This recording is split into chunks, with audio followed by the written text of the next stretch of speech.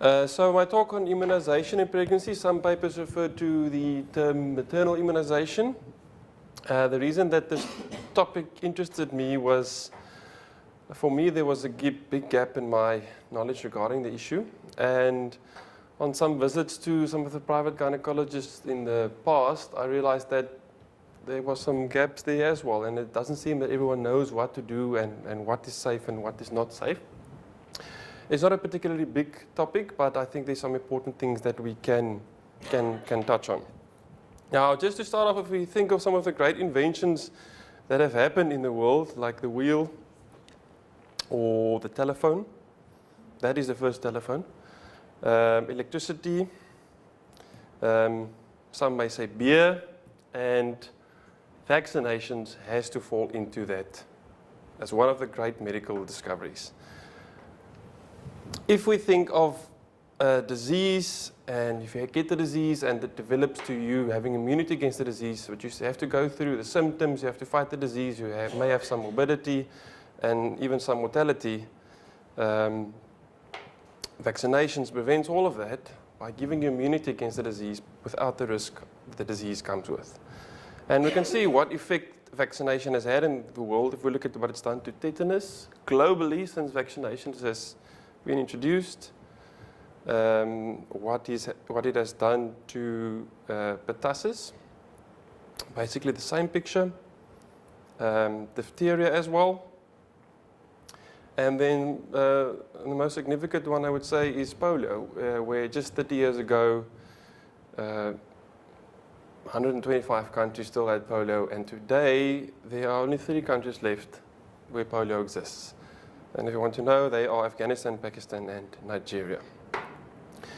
So to understand vaccinations and how they work and why it's important, I think we just have to have an overview of how the immune system works.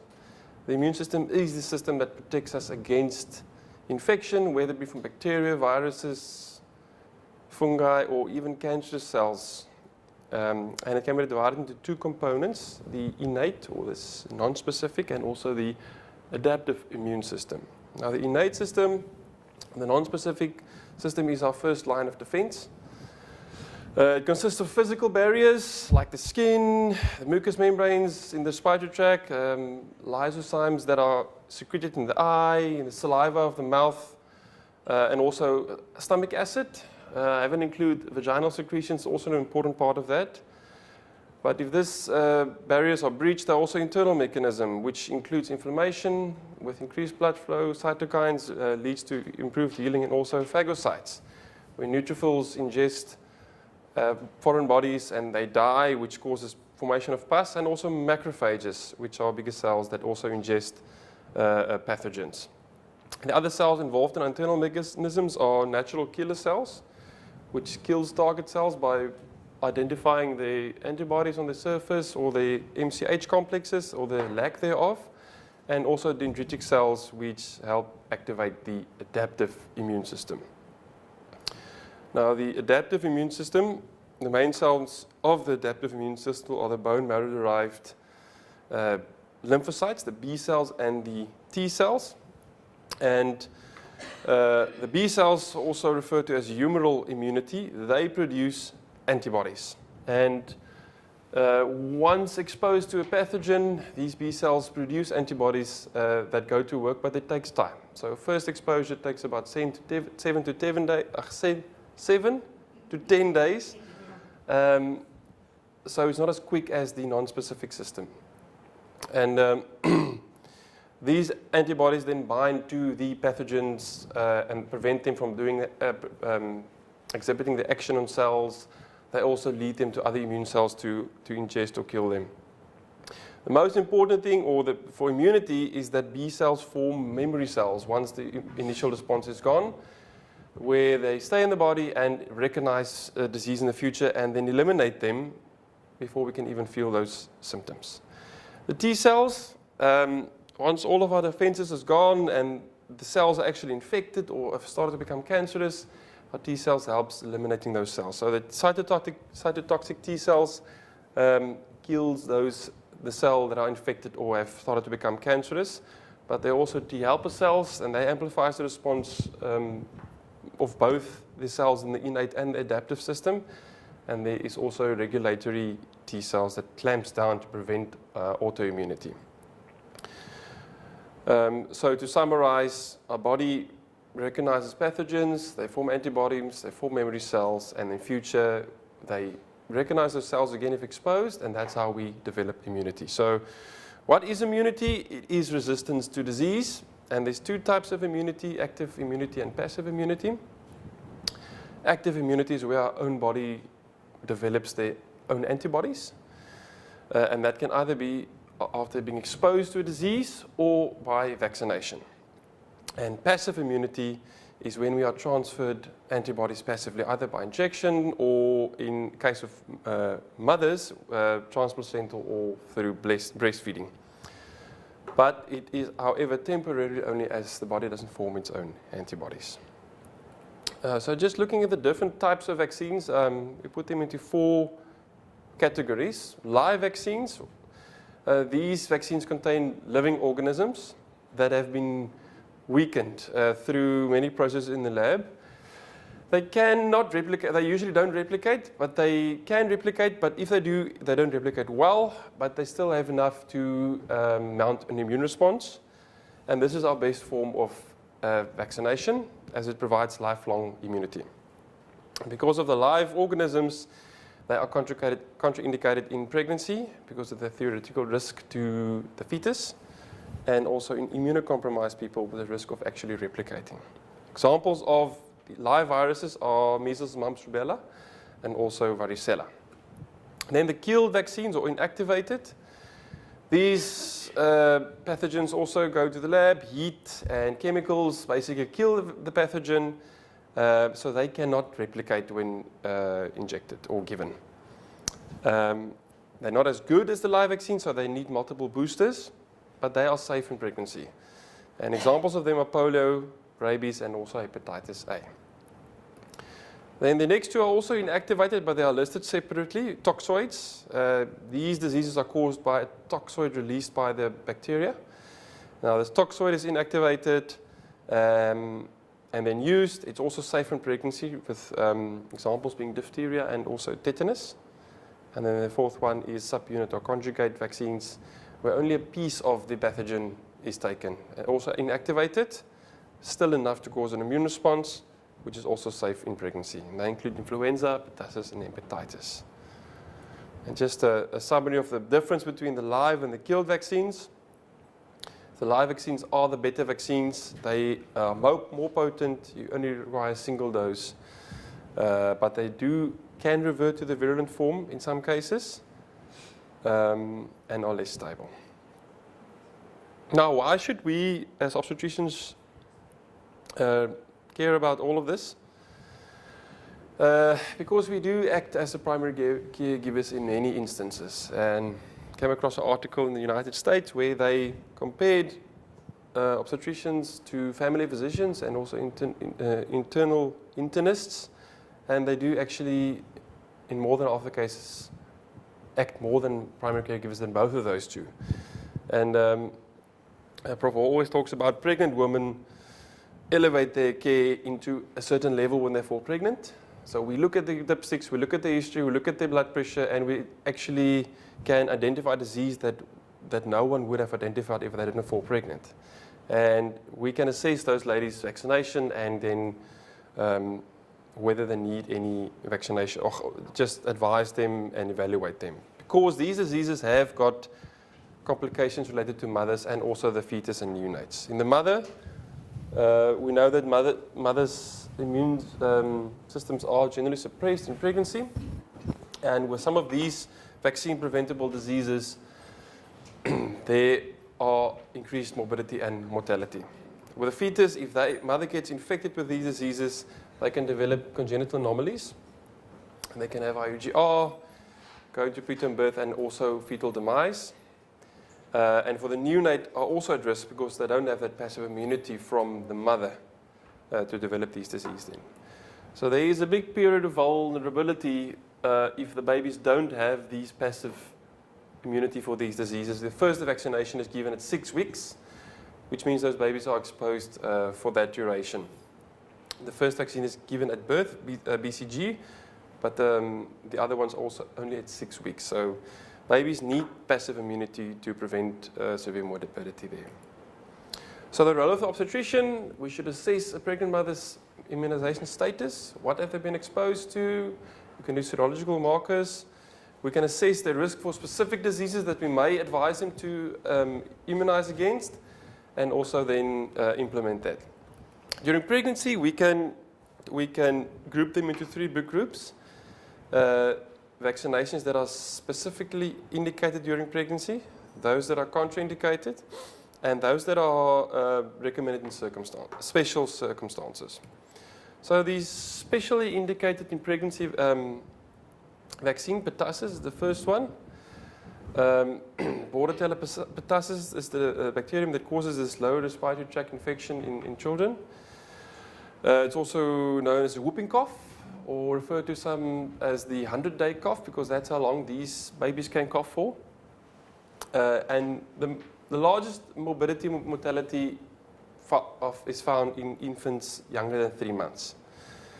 In the United States, there was a rise in pertussis, and they tried what they call cocooning, which involves vaccinating everyone around, caregivers, mothers, and family members.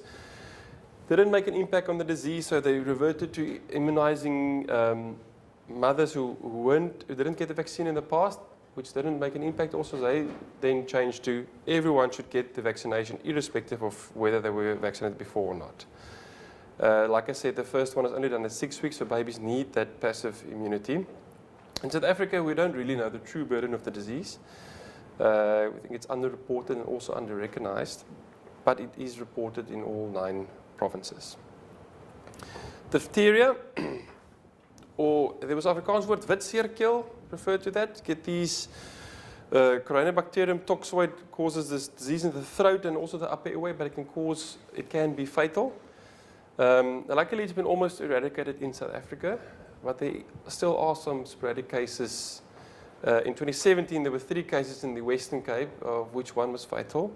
And the 2 years before that in the KZN, there was an outbreak of 15 cases. So this disease still does happen in sporadic cases.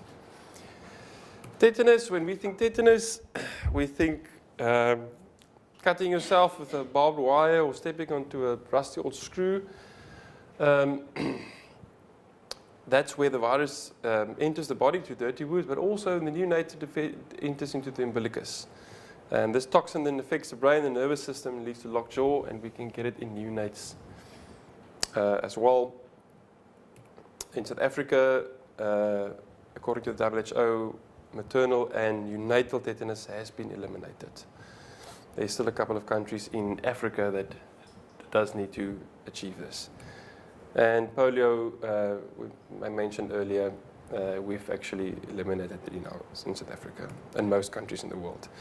Now these diseases, they can be vaccinated for in one vaccine called Tdap, which is tetanus, diphtheria, and acellular pertussis.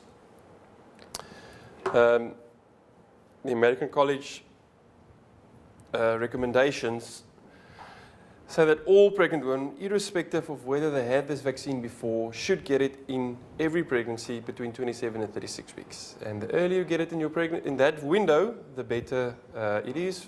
Formation of antibodies and then passive transfer to the fetus. They also say that if the mother hasn't received tetanus toxoid, they should get their 3 boosters. If it's indicated early in the pregnancy, like if a mother injures herself or steps into a needle, she can get it any time during the pregnancy and not again later. In the UK, basically the same. They say that they should have a pertussis-containing vaccine should be given to each pregnant woman. The vaccine that they use contains inactive polio vaccine as well. But their timeline is a bit different. They say from 16 to 32 weeks is the ideal period. Ideally, at the detail scan, they want to give you a vaccine to make sure that you get it. It can be given up to 38 weeks, but the earlier you give it, the more time for antibodies to pass to the fetus. In South Africa, maternity care guidelines don't really talk about diphtheria or pertussis. They talk about tetanus, and we have to give mothers their 3 boosters at 0 weeks, 4 weeks, and then 6 months later. In subsequent pregnancies, they get another one, and then 1 year later, and then another pregnancy, get another one. And if you add 5, that's enough to give you lifelong immunity. And in the maternity care guidelines, or in the book, I think there are space for the 3 tetanus dogs, but I'm under correction, but yeah. But we don't do it. We don't do it. And not in the Western Cape.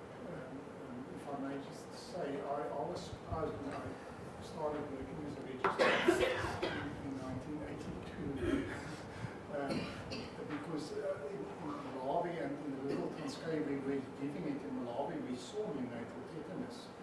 And then I came here and it was in that time, and I asked the neonatologists, and according to them, I also looked it up. WHO's recommendation was if you haven't seen a case for 20 years, you can stop.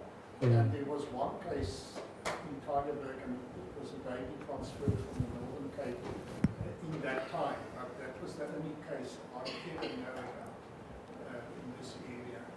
So I don't know. We are criticised. I know we are criticised by National Health because we don't do it. But the answer is we don't see the disease. Yeah. Okay. Then the other disease that it's important with vaccination is influenza, the flu, which still causes significant mortality and morbidity worldwide. In the United States, up to 20% of the population get the flu. It can go up to 50% during pandemics. Pregnant women do have high morbidity and mortality. They are increased, if they get the flu, they have increased rates of hospitalization, complications, cardiopulmonary complications, and also increasing deaths. And they've shown that between 36 and 70% reduction in the flu when women are vaccinated, but also the effect on the neonate and the fetus. That was associated with decrease in low birth weight, decrease in preterm birth, in fetal death, and also then diagnosis of influenza in the neonate. So the recommendation, everyone recommends that every pregnant woman at any time should get the flu vaccine. If they are either in the flu season or going into the flu season. 9 months of the year, you're going to be part of the flu season. So every woman should get the flu vaccine.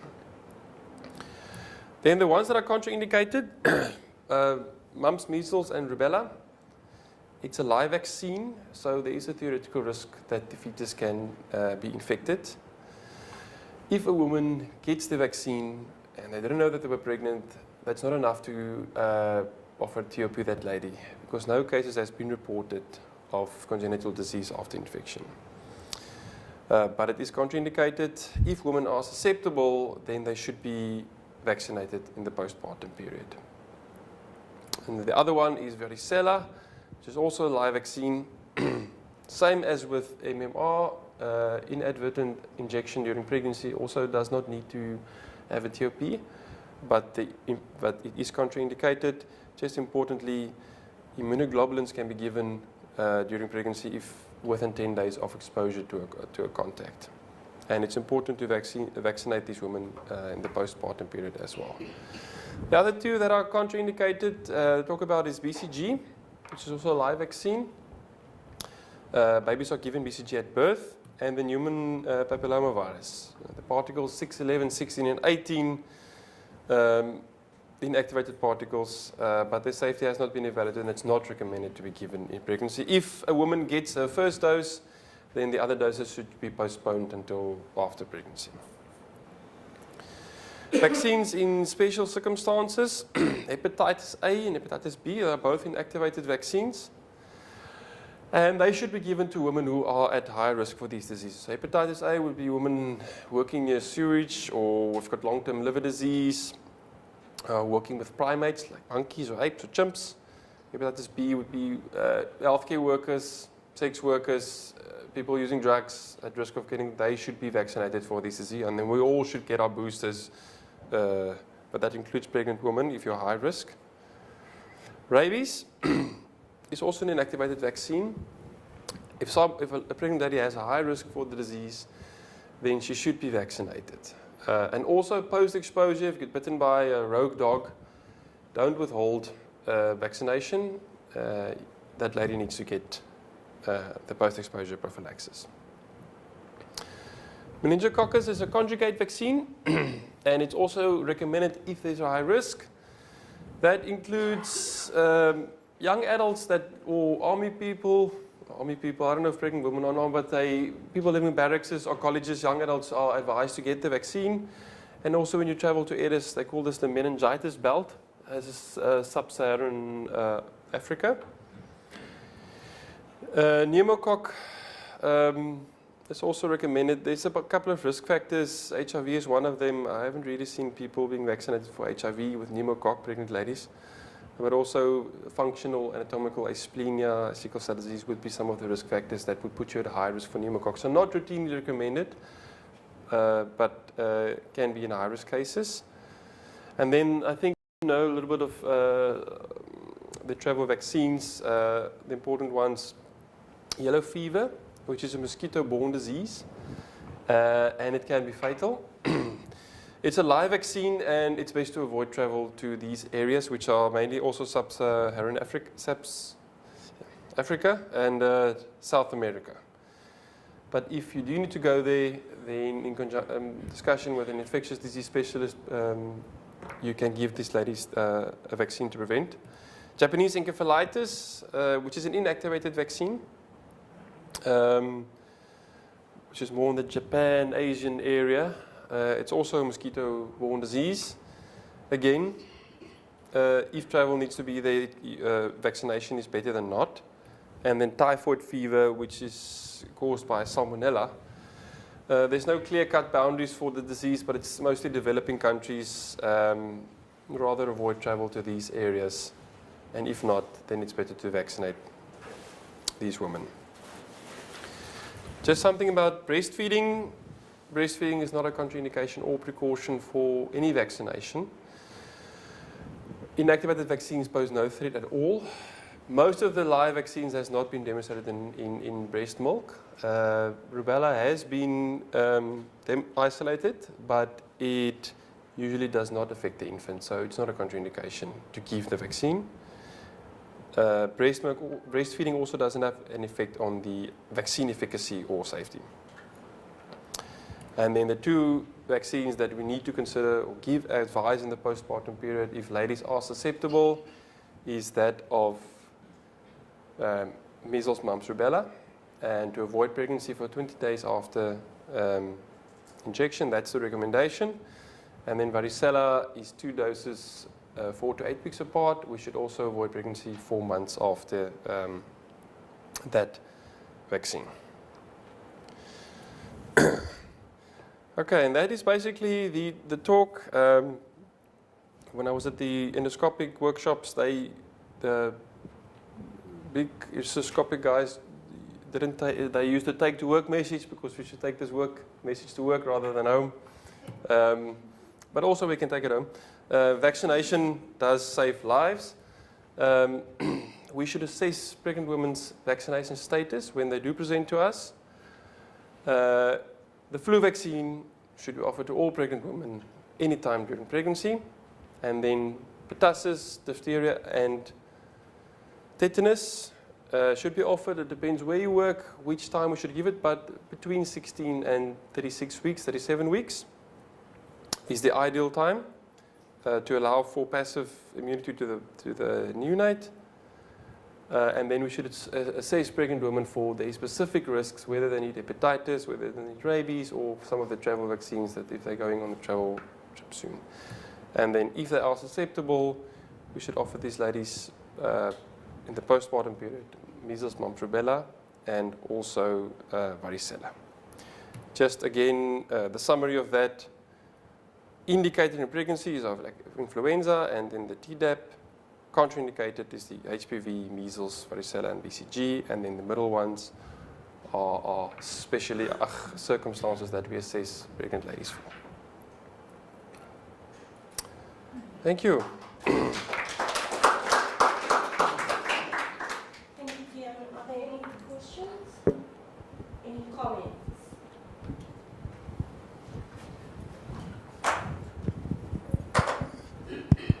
Thank you. Thank you, Tian. It's a very important topic and you dealt with it very well. Just two comments. The one is pneumococcal vaccine.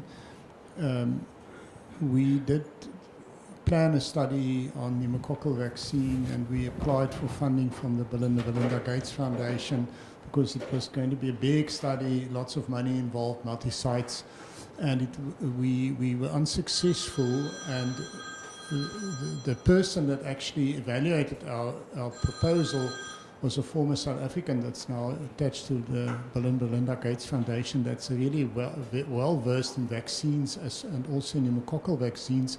And the reason why it was turned down is because the herd immunity for pneumococ in South Africa is very high. In other words, many people in South Africa have got immunity against pneumococ.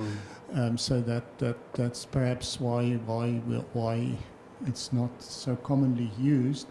There's two new vaccines on the horizon. The one is a RSV vaccine, which will be very helpful. And the one that's very exciting, but in an earlier stage of investigation, we're embarking on such a trial now, is a Group B strep vaccine. And then just a last question. I'm not sure whether, because of the flooding we had, and with flooding, there's always cholera. Is cholera a live vaccine? Is it indicated to be used in pregnancy for women, for instance, now in Mozambique and in Malawi and Zimbabwe? Prof, I don't know. I didn't come across that. I don't have an idea about cholera specifically.